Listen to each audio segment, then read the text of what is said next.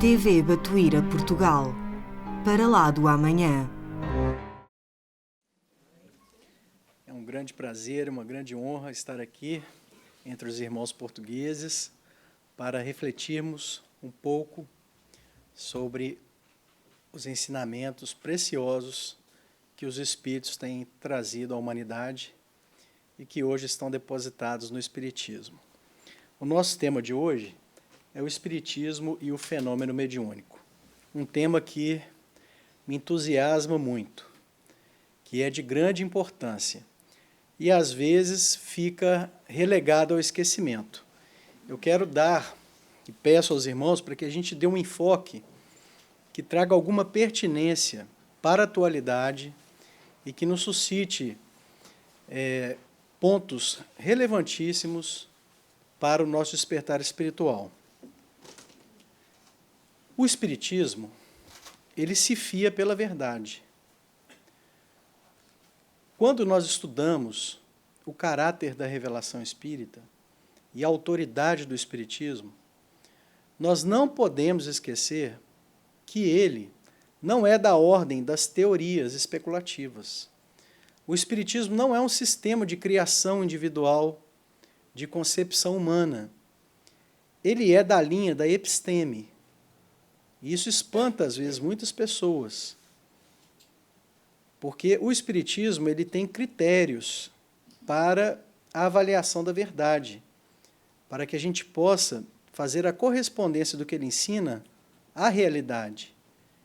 Ele não é do campo da literatura, ele não é do campo da religião, conquanto ele nos conduz à religiosidade, que é uma questão diversa. O Espiritismo é do campo da verdade. E, em razão disso, nós vamos comentar um pouquinho sobre como a mediunidade vem contribuir para o encontro da verdade nessa fase que a humanidade agora vivencia, experimenta. Para falar um pouquinho sobre isso, eu quero voltar num filósofo grego, que é o Parmênides. Parmênides deixou pouca coisa escrita.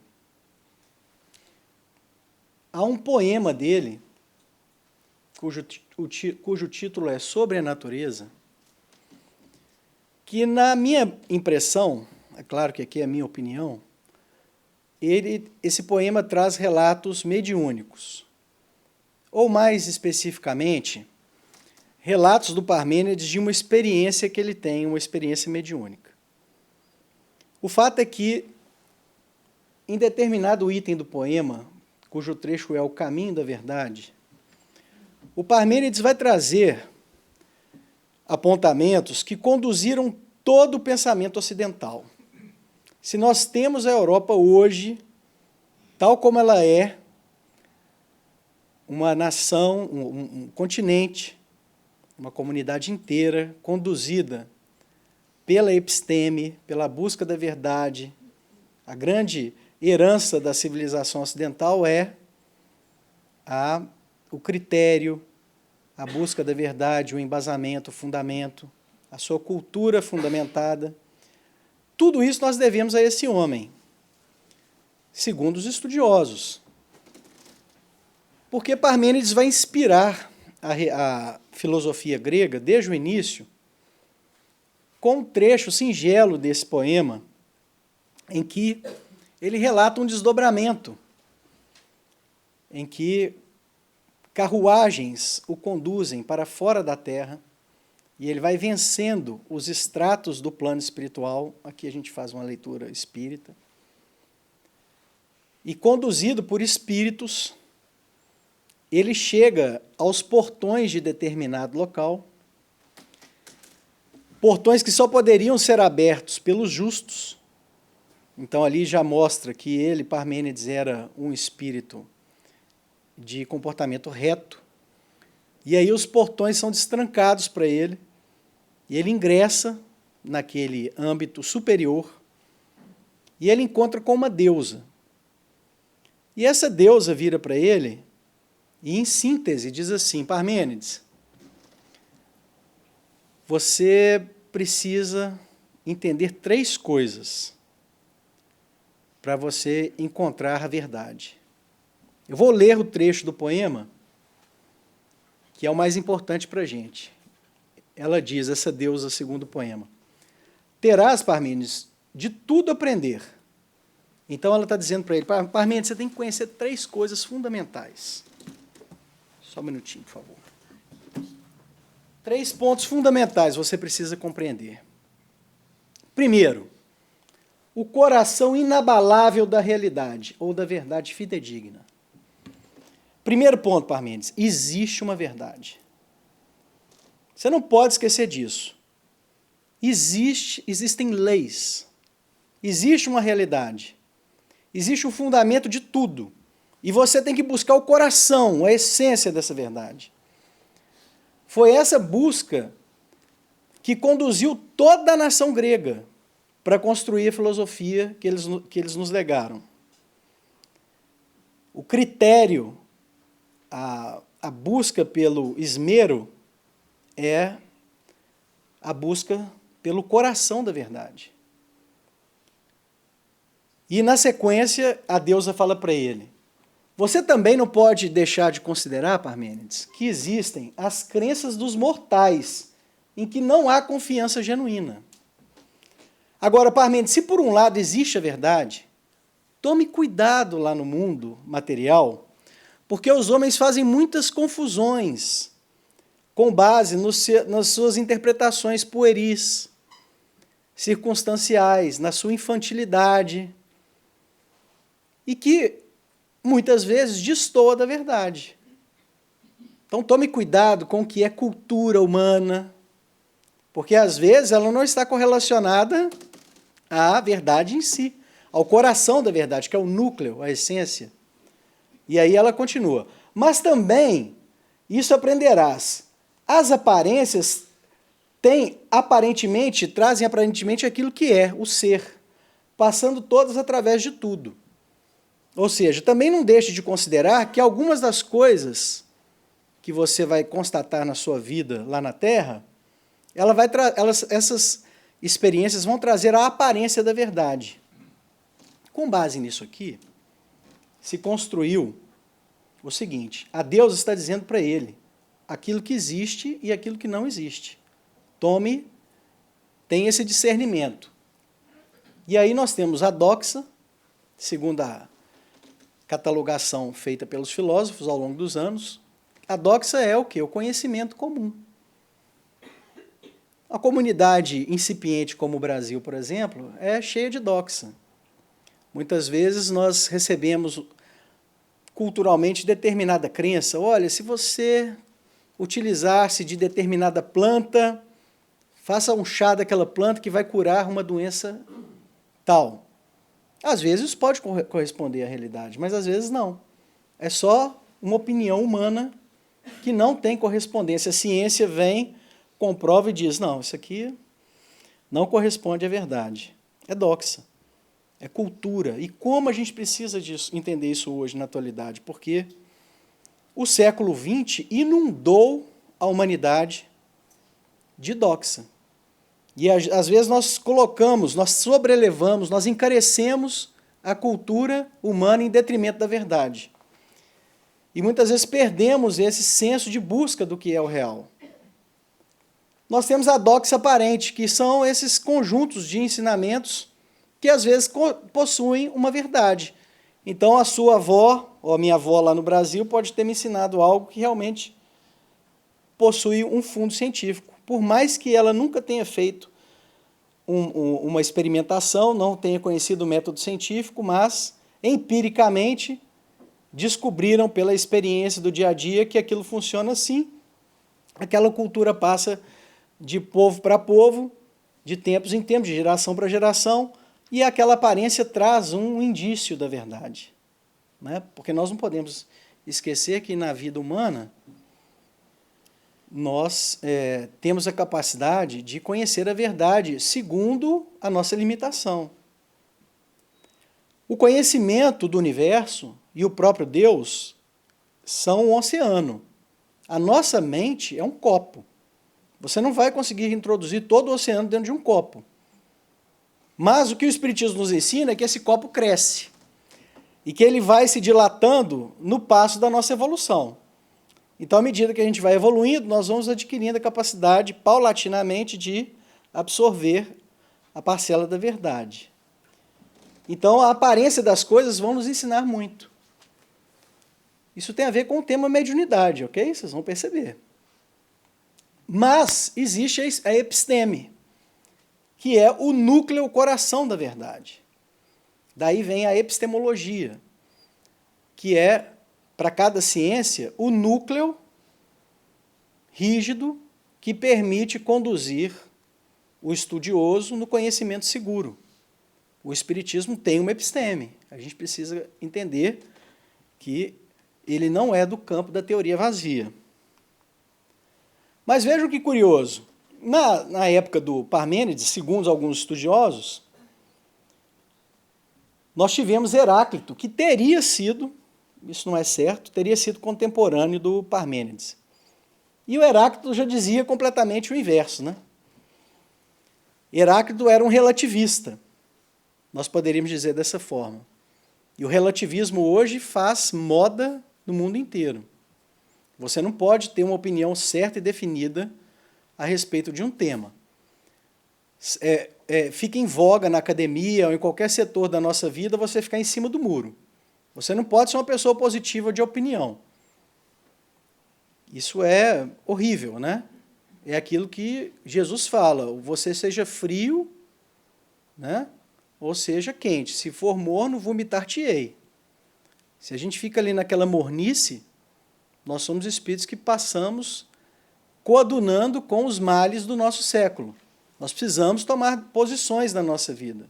Sabemos que a verdade existe. Mas o Parmênides dizia que tudo flui como um rio.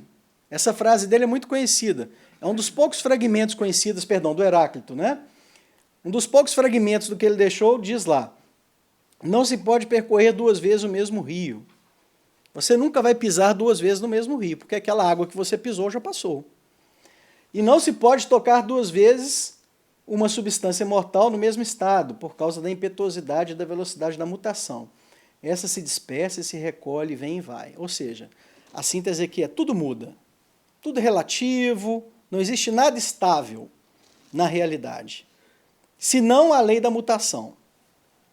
E essa é a ideia subjacente ao pensamento do Heráclito. Eles estavam ali em confronto, uma ideia confrontando a outra. E o Parmênides está dizendo para nós o contrário. Ele está falando, olha, não, vamos acreditar que existe uma verdade. A ciência, na atualidade, já nos mostra que nós não podemos nos deixar conduzir por pensamentos relativistas desse tipo. Vamos pegar, por exemplo, um exemplo, dentre inúmeros outros que nós poderíamos citar, a estruturação codificada íncita ao DNA humano. O DNA, ele é um programa de como construir corpos, que está presente em cada célula. Os seus elementos constituintes, muitas vezes, são representados por letras. Nós podemos interpretar essas letrinhas pela doxa humana da forma como bem nos entender. Podemos até criarmos um acróstico, um poema com base nessas letras. Isso é cultura. Mas aquela estruturação, ela existe. E se ela estiver reunida naquele sequenciamento, se nós estivermos, por exemplo, diante do DNA de um animal, de um tigre, se você organizar aquele sequenciamento, e a humanidade um dia vai caminhar para isso, você vai ter um tigre, não outro animal. Ou seja, aquilo é um ser, aquilo é uma lei, aquilo é estável. E o universo nos dá inúmeros exemplos das coisas que são, daquilo que existe. Né? Então a gente precisa começar a entender que a mediunidade está aí para nos mostrar a existência do espírito. Que Deus existe, o espírito existe.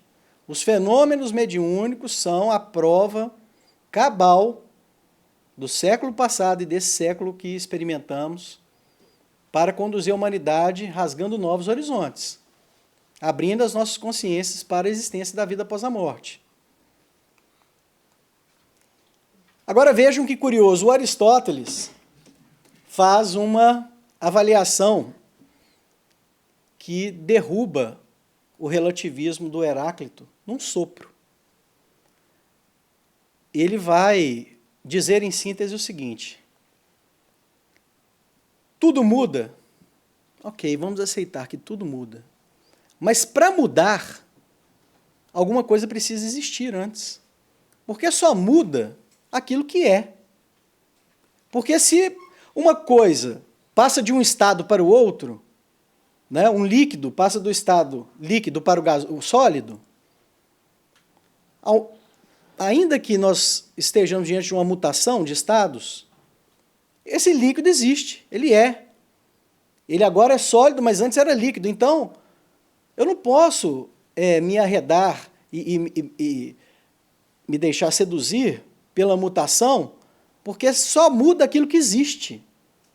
É o que Aristóteles está dizendo. Ele está falando, olha, vamos tomar cuidado, porque alguma coisa existe. E toda a nossa experiência é uma experiência de existência de alguma coisa.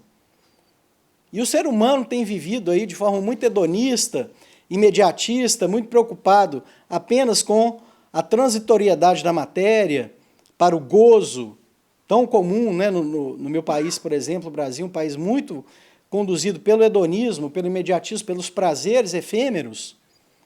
Mas nós não podemos esquecer que tudo que acontece é um convite para o nosso despertar a respeito de que existe alguma coisa. Né? Então, um filósofo brasileiro, muito desconhecido, mas excelente, que é o Mário Ferreira dos Santos, analisando o Aristóteles, ele vai falar, ainda, ante a constante imutabilidade do devir, ante a fugaz experiência dos factos, que sucedem na permanente transmutação das coisas, na heterogeneidade do acontecer, tudo quanto percebo é alguma coisa. Ainda que exista uma mutação inegável nas coisas da vida, eu percebo que alguma coisa existe por detrás dessa mutação. Existe algum substrato, algum piso. Eu não estou num mundo aleatório. Existem bases fundamentais da vida. Esse algo positivo é uma experiência de ser e não uma experiência de nada. O pensamento materialista é de que os nossos corpos, o nosso cérebro, a razão humana, tudo é fruto do acaso. E, em síntese, eles estão querendo nos ensinar que nós estamos apenas no meio da experiência do nada. Mas isso não faz sentido. Porque se fosse de nada, não a experiência do nada, como seria alguma coisa? Nós estamos sempre sobre ombros de gigantes. Nós estamos sempre sobre alguma coisa. Como poderia ser a experiência de não ser o que já é alguma coisa? Né? Veja, o aspecto filosófico do Espiritismo é para a gente começar a acordar para esses pontos. E por isso que o Mário Ferreira dos Santos, ele vai, estudando o Aristóteles, dizer o seguinte, trazer uma conclusão. Há alguma coisa lá. A gente pode até não entender ainda a essência dos fundamentos de tudo que há, mas existe alguma coisa. E a gente precisa conhecer. Né? Essa é a busca de cada um de nós. Então, existe alguma coisa a conduzir as nossas vidas. E eu trouxe um vídeo de um estudioso inglês que vai fazer esse questionamento meditando sobre a origem do universo. Eu vou deixar o vídeo transcorrer, depois no final a gente faz nós fazemos alguns apontamentos importantes.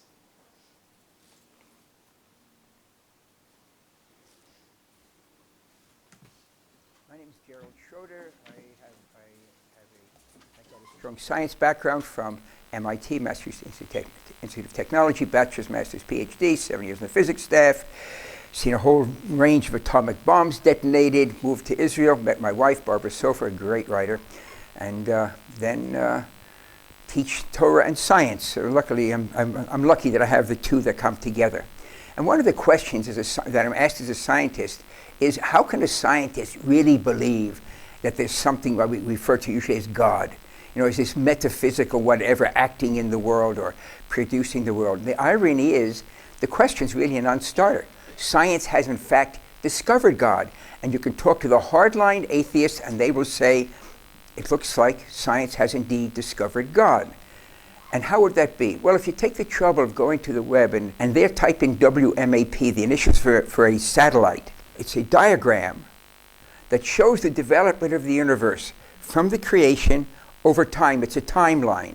Every word on that diagram comes from the NASA site. It is the condensed knowledge of the scientific community of how the universe created and how it got to where we are today. Each of the lines, the vertical lines, is another billion years. Okay, you start from a burst of energy at the extreme left side of the diagram, and you end up at the far end with the oval. The oval is to indicate expansion in all directions. Of course, because it's a timeline, we can't show that on a single piece of paper. We see here, most amazingly, that on the extreme left edge, it shows a beginning to the universe. Now go back less than 50 years. If I were teaching that at Tech, I might have, a person could lose tenure saying that there was a creation of the universe. It sounds like it's Bible. Because less than 50 years ago, the overwhelming scientific opinion was the universe is eternal. There was never a beginning. The Bible is wrong from the very first sentence.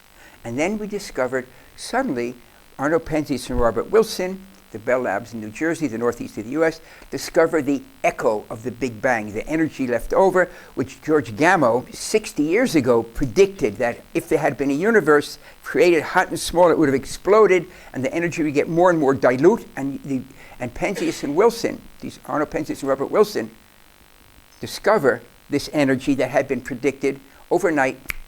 The Bible got it right. There was a beginning to the universe. Now, the black in the diagram is nothing. It's not a vacuum. Vacuums are within that diagram, within that cone of expansion. Vacuums are empty space, and space is something. The black of the paper around the diagram is nothing. It doesn't fit in our human brain because humans think in a box made of time, space, and matter/energy. No human, as clever as they might be, as expansive as they might be, thinks out of that box. So when we say outside that diagram is nothing, we can use the words, but we can't conceive of nothing. It doesn't fit in the human brain. How are we going to have this idea, is there a God or not?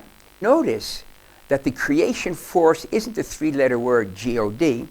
If you look at the words carefully, it's a quantum fluctuations. That understanding was first brought down by Ed Tryon, brilliant human being, in the journal Nature, almost 40 years ago. The universe allows creation of something from nothing, provided you have the laws of nature, quantum fluctuation. Tryon realized, and he published in the journal Nature, one of the two leading peer-reviewed journals in the world, that you can create something from absolute nothing, provided you've got the laws of nature, quantum physics and the laws of relativity. In other words, the laws of nature. So look what science has discovered. We can create the universe from absolute nothing, provided we have the forces of nature. Now, the laws of nature, the forces of nature aren't physical, they act on the physical. So if they create the universe, that means they predate the universe. So now we have a set of forces, we call them the laws of nature, that are not physical, that are able to act on the physical. They create the physical from absolute nothing. And they predate the universe, which means they predate our understanding of time. Put that together, it sounds very familiar. If you haven't noticed it, that's the biblical definition of God.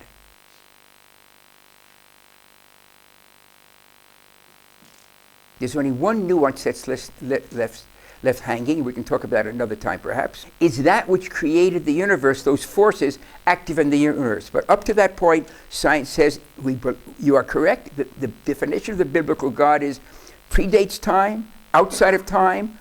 God is not a physical being, is a force, and it creates the universe. You'll notice that the opening chapter of Genesis, the only name for God is Elohim, God as manifest in the universe. Science has indeed discovered the biblical God. Well, we just need one part left, crucial. That which created the universe is also active in the universe itself. The very fact that you're watching this now pretty much establishes that point.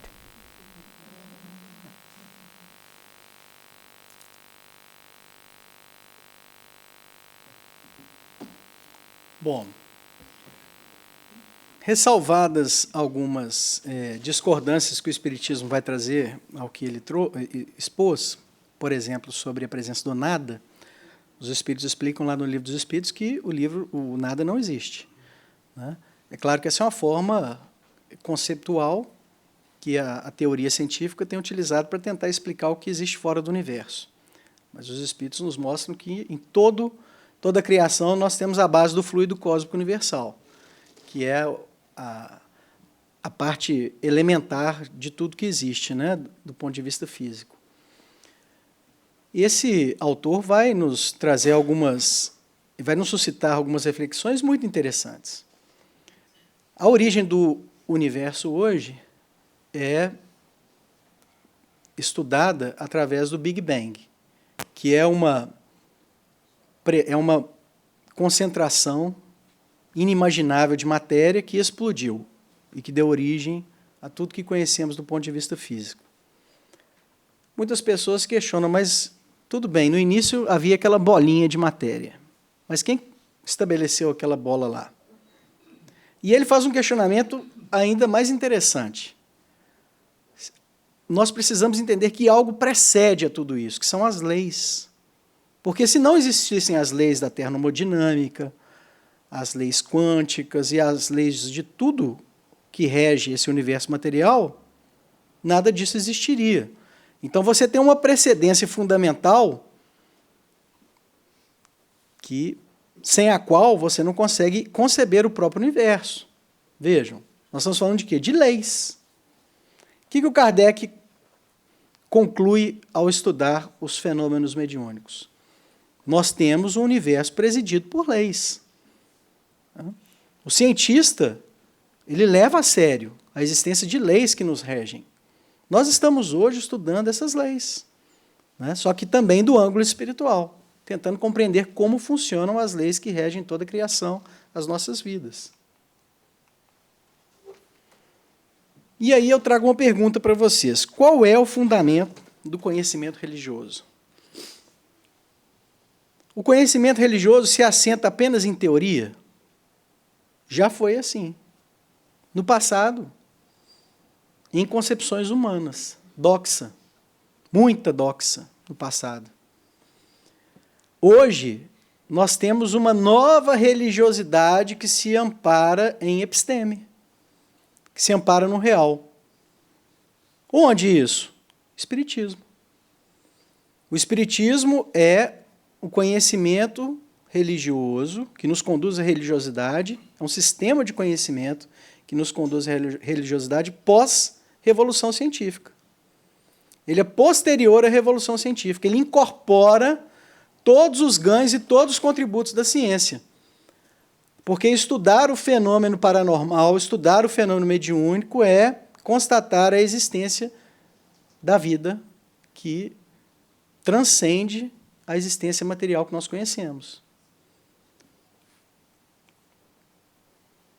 René Descartes, que viveu de 1596 a 1650, ele foi um crítico da cultura de sua época, que era lastreada, na sua maior parte, apenas por teorias e teorias. Aristóteles estava muito em voga, o tomismo graçava, em termos de explicação teológica, mas ele não se dava por satisfeito. Ele recebeu a educação aristotélica intensa na sua infância, mas aquilo não lhe permitia o conhecimento seguro.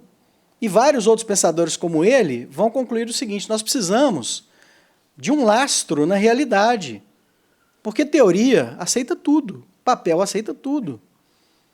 Mas nós precisamos saber em que medida as nossas concepções correspondem ao que existe, ao que é real. Então, todo o sistema de Descartes, por exemplo, vai se amparar nisso, na necessidade de nós termos um fundamento para o conhecimento. Agora, vejam que coisa curiosa, poucas pessoas sabem disso. O Descartes experimentava fenômenos mediúnicos, vocês sabiam disso? Ele tinha constantes experiências mediúnicas. E ele desenvolve toda a sua teoria científica depois de um sonho que ele tem com um tal de Espírito da Verdade. Sabiam disso? São os 3 sonhos de Descartes. O Espírito da Verdade aparece para ele e o auxilia para contribuir nos alicerces da ciência, que hoje chegou até nós.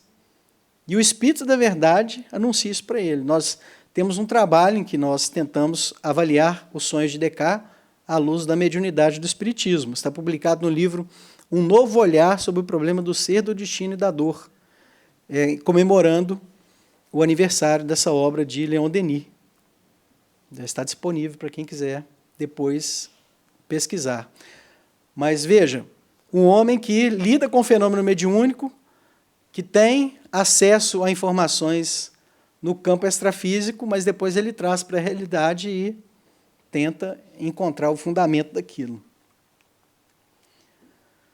Nós estamos falando de mediunidade, então eu fiz toda uma introdução para a gente entender a importância do fenômeno mediúnico. O que é fenômeno? Fenômeno é o que se mostra, o que aparece, o que se manifesta diretamente aos sentidos, o que pode ser objeto de uma observação empírica. Os fenômenos espíritas, eles são passíveis de investigação objetiva. Kardec fala isso? Fala. Kardec, lá na Gênese, vai dizer: o estudo das leis da matéria tinha que preceder o da espiritualidade, porque a matéria é que primeiro fere os sentidos. Se o espiritismo tivesse vindo antes das descobertas científicas, teria abortado, como tudo quanto surge antes do tempo. A humanidade primeiro vem, estabelece o paradigma científico, a espiritualidade auxilia na consolidação do paradigma científico. Quando a humanidade já estava preparada para dar um salto no conhecimento religioso, ou seja, pós-ciência, aqui por volta de 1850, o Kardec então se vê em condições de trazer um novo olhar sobre a espiritualidade, sobre o plano extrafísico. Agora, é muito importante a gente encarar essas considerações do Kardec pelo seguinte ângulo. Muitas pessoas falam hoje no movimento espírita: a fase dos fenômenos já passou. Isso não é bem uma verdade. O que o Kardec quer dizer, quando ele aborda a matéria, é que o espírita já não precisa só da constatação empírica, porque ele já tem condições de acessar as conclusões filosóficas das avaliações empíricas. Tem muita gente que fica só no campo da curiosidade. Tem muitas pessoas que participam de reunião mediúnica apenas com o escopo de ver uma materialização espiritual, de saciar a curiosidade. Esses são os maus espíritas, segundo Kardec. Eles constatam o fenômeno, mas não extraem do fenômeno as conclusões necessárias para a sua vida. Quantas pessoas passaram ao lado de Chico Xavier e não aproveitaram a oportunidade? Não entenderam que estavam do lado de um fenômeno, de um espírito enviado na Terra, né? Muitas pessoas perderam a oportunidade de extrair dali as conclusões espirituais fundamentais, né? Mas nós sabemos que, se nós já podemos dar um salto intelectual estudando as conclusões filosóficas que o sistema espírita proporciona, por outro lado, nós não podemos esquecer que o fenômeno existe. Por que ele existe? Porque ele é da lei natural. Ora, toda lei da gravidade, ela nunca foi suspensa na história do planeta. Ela existia há 1500 anos atrás, ela existe hoje. É lei. O fenômeno mediúnico continua existindo. Ele existiu na época do Kardec, ele existiu na época do Velho Testamento, porque todos os profetas são médiuns, e o fenômeno mediúnico continua existindo hoje. O que mudou foi a nossa capacidade de entendimento, de compreensão e os instrumentos que nós temos à nossa disposição para avaliar esses fenômenos. Certo? Então a lei continua e os fenômenos continuam, e é muito importante a gente entender, cada um de nós fazemos essa nossa busca Vamos compreender o fenômeno, vamos nos abeirar do fenômeno, porque isso muda a nossa vida. Vou comentar isso daqui a pouco. Kardec vai dizer lá na Revista Espírita, de 1865, os espíritas apoiam-se em dados mais positivos, em fatos que eles próprios podem constatar. Qual que é a importância disso?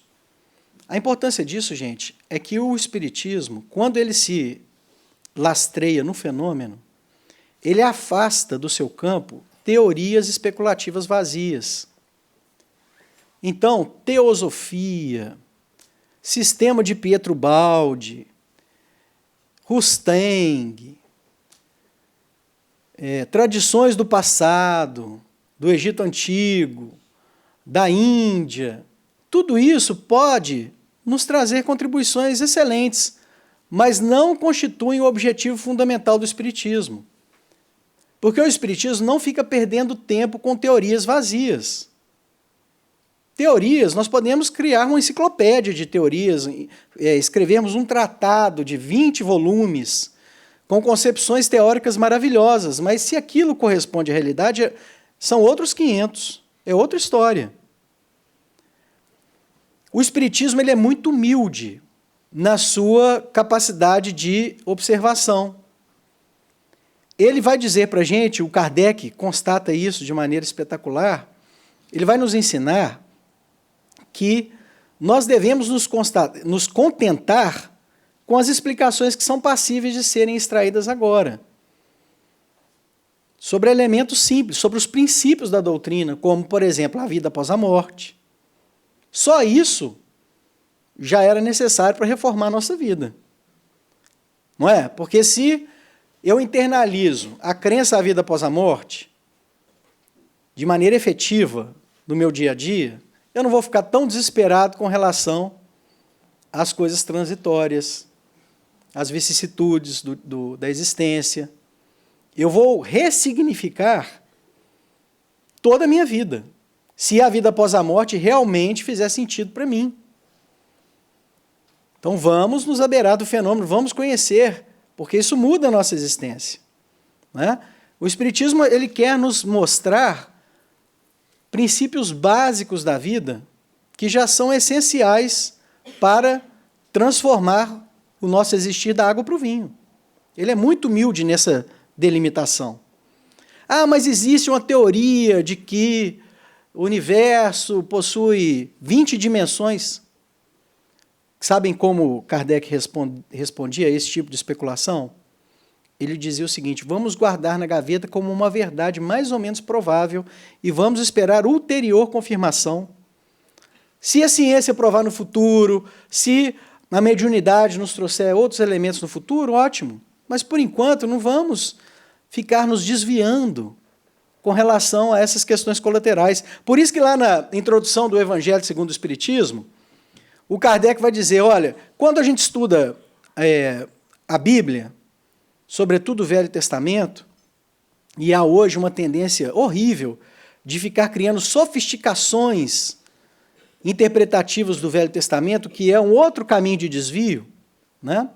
O Kardec, quando vai avaliar toda a Bíblia, ele vai dizer, olha, existem muitas matérias, os elementos concretos da vida do Cristo, os dogmas que foram construídos ao longo da interpretação da Bíblia, enfim, os milagres, existem muitos assuntos, mas tudo isso gera controvérsias.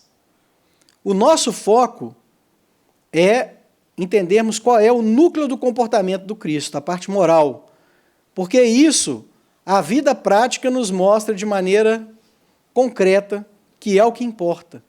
E é o mais importante para a humanidade sair dessa fase na qual nos encontramos. E a essência do Evangelho, que geralmente tem sido desprezada pela humanidade, porque nós pegamos o caminho colateral, a tangente, e ficamos ali nos divertimentos especulativos, e a gente vira as costas para Jesus. Chico Xavier falava sempre que toda forma de torcer o nariz, de fechar os olhos para o Espiritismo, no fundo, é uma fuga do Cristo, porque nós não queremos aceitar o que Ele nos trouxe. É uma dificuldade humana de aceitar o testemunho do Cristo, de aceitar o que ele veio nos ensinar em termos de humildade, em termos de desapego, de caridade, de amor. Né? E o Kardec, então, vai voltar os nossos olhos para isso. Vamos centrar naquilo que é a delimitação própria do Espiritismo. Mas nós temos amparo, porque, como a gente fala no Brasil, não sei se é uma expressão que vocês usam, o Espiritismo ele mata a cobra e mostra o pau. Ele traz a conclusão e mostra de onde que veio. Ele não se compara mais com aqueles sistemas religiosos do passado, que geraram, sabem o quê? Descrença. Geraram incredulidade. Inúmeras especulações que não se amparavam em nada. Eram pura especulação. O Espiritismo hoje nos mostra a vida após a morte existe. Você quer constatar isso na sua vida diária? Então faça o seguinte, saia do sofá do seu comodismo, primeiro passo. Né? Porque buscais a verdade e a verdade encontrareis. Então você tem que sair da inércia. Bateis e abrir-se-vos-á. Então, para a porta abrir para a gente, você tem que bater nela. É da vida, é uma lei. Nós temos que nos inclinar, porque Deus respeita as nossas escolhas. Se nós quisermos ficar no nosso cantinho cômodo das nossas casas, né, tem espíritos que ficam aí, ó, quantas encarnações? Estacionários. É uma realidade.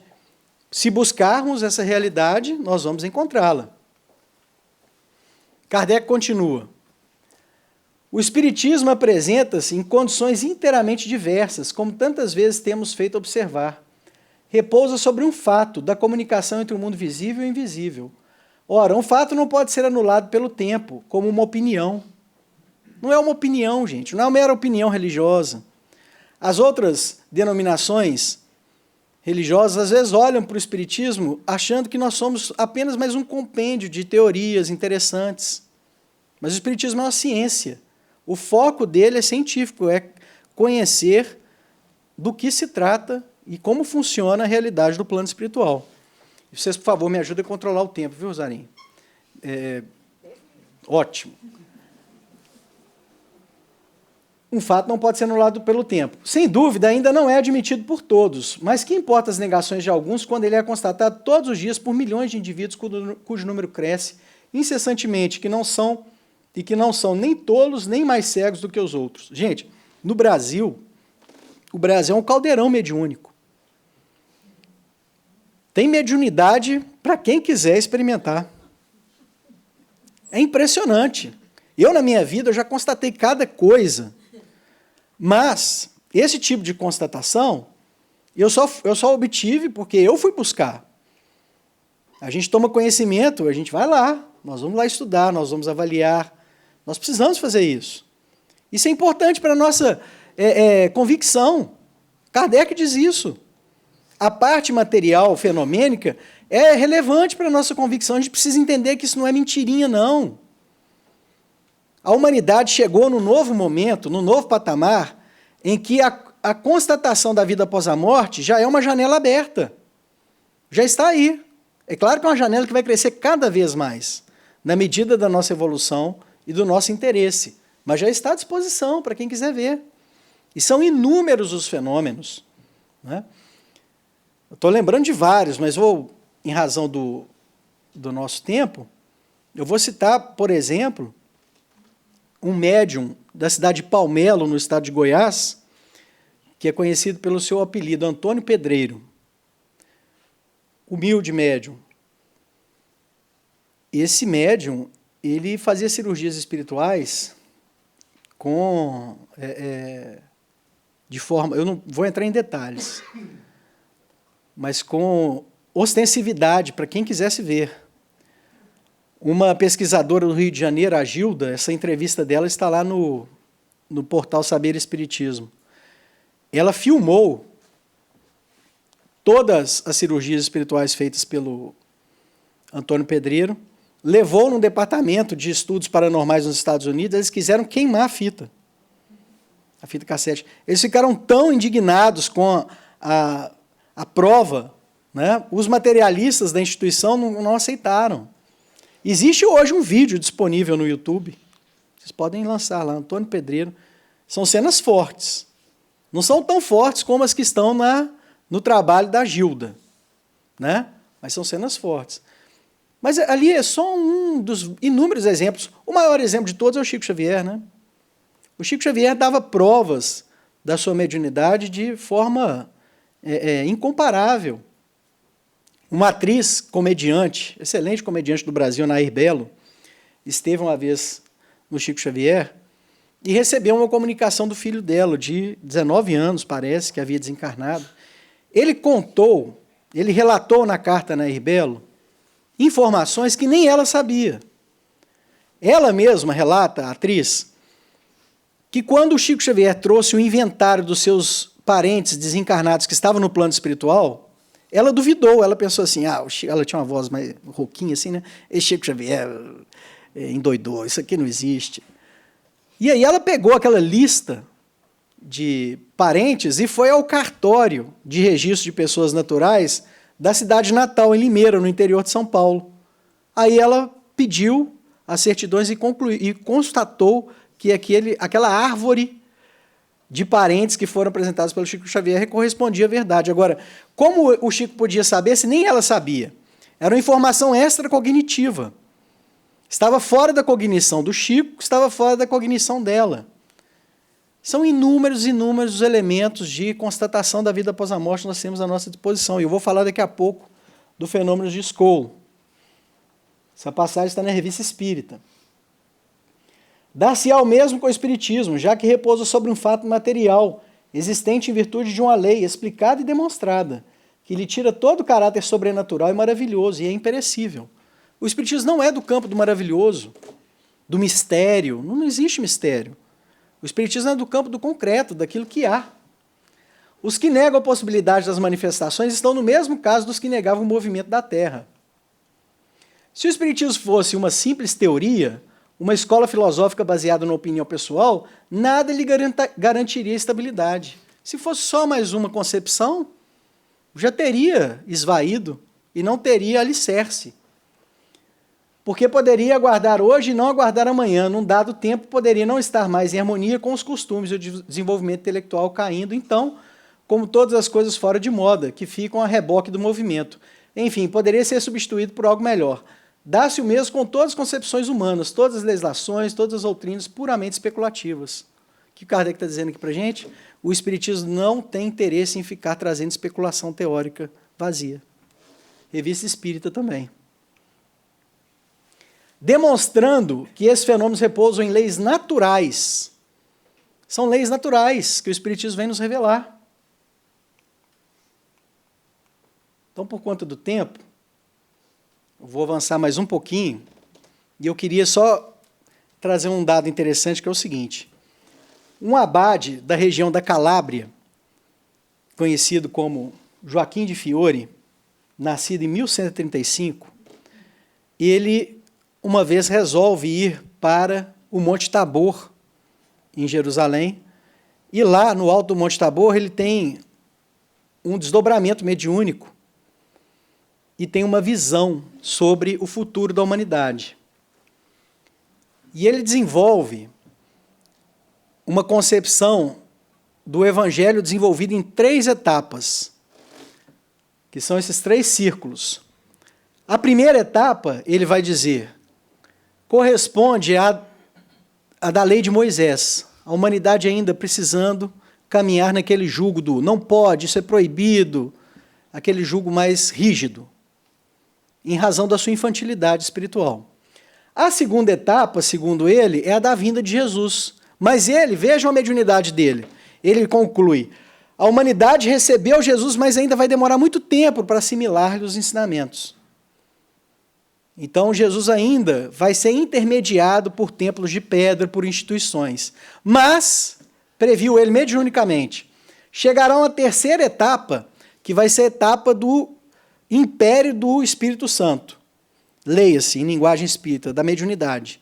Onde todos os homens na Terra vão ter acesso à intuição divina, vão ter acesso direto a Deus, independentemente de intermediários. E, a partir desse momento, os ensinamentos de Jesus vão ser internalizados e haverá uma democratização para todo o planeta do ensinamento do Cristo. É isso que a mediunidade faz. A mediunidade hoje promove uma democratização, entre aspas, do conhecimento espiritual, que está acessível de maneira difusa em todos os polos do planeta. Essa visão do Joaquim de Fiore se concretizou, porque o Espiritismo vem exatamente quebrar esse selo. A verdade, a lei, a physis, não tem dono. As verdades espirituais são de todos. Qualquer um de nós podemos acessar, e nós vamos ver pessoas chegando às mesmas conclusões do Allan Kardec, estudando com seriedade o fenômeno, em outros locais do planeta. Exemplo, assistam o documentário The Afterlife Investigations, versão brasileira, edição brasileira. Basta lançar o nome lá no YouTube, vocês vão ver esse documentário, ele é espetacular.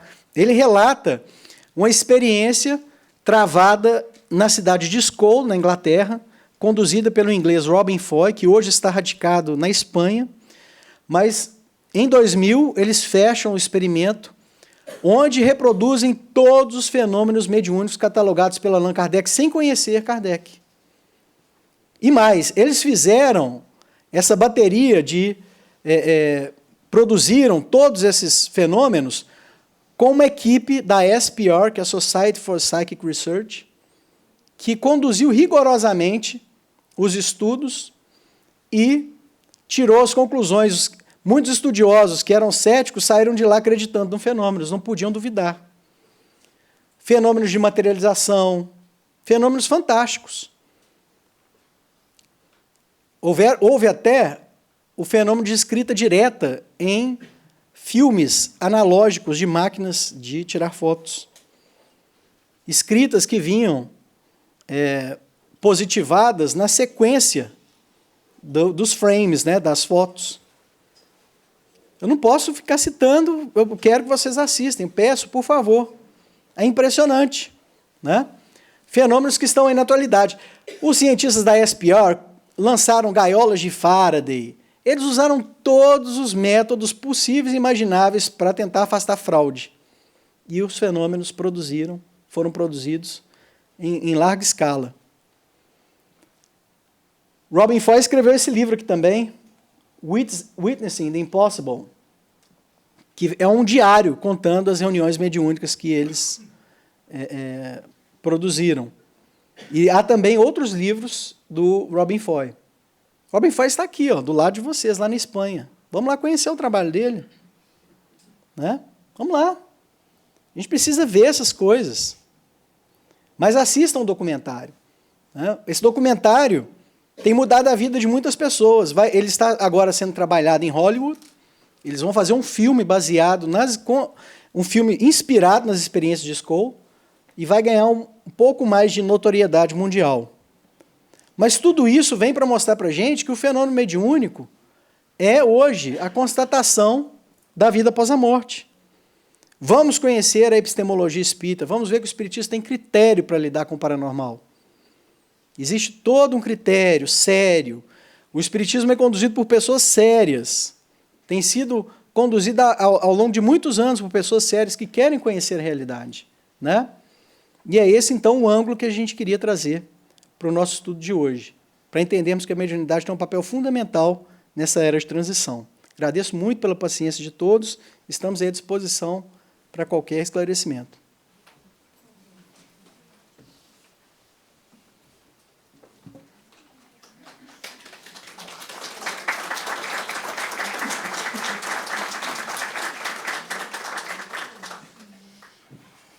Então, boa noite a todos, e nós vamos agradecer antes de mais ao nosso palestrante desta noite.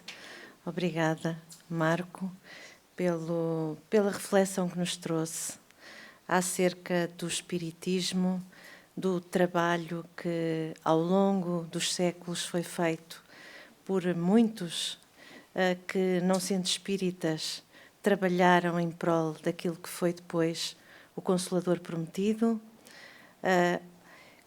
que desde logo foi seu precursor Paulo de Tarso, não é? que trouxe, como nos disse Hermínio de Miranda, esse percurso inicial e abriu o caminho para Kardec e o Livro dos Médiuns, e por nos lembrar mais uma vez que em todos os campos da sociedade, seja a literatura, a filosofia, a ciência, o espiritismo e o fenómeno que de facto dá cor e que nos permite constatar as grandes verdades do Pai Criador, que vieram até nós e que estão conosco através desses monumentos imensos que são o Livro dos Espíritos, o Livro dos Médiuns, o Evangelho segundo o Espiritismo e, como disse, a Gênese e efetivamente toda a obra de Kardec, não é? E porque, enfim, já está na hora, vamos encerrar os nossos trabalhos desta noite. Como sabem, hoje o passe é coletivo e, portanto, é agora que a espiritualidade superior de que nos falou o nosso palestrante vem até nós, mais uma vez, apoiar-nos e amparar-nos, socorrer-nos nas nossas dificuldades e nos nossos pedidos.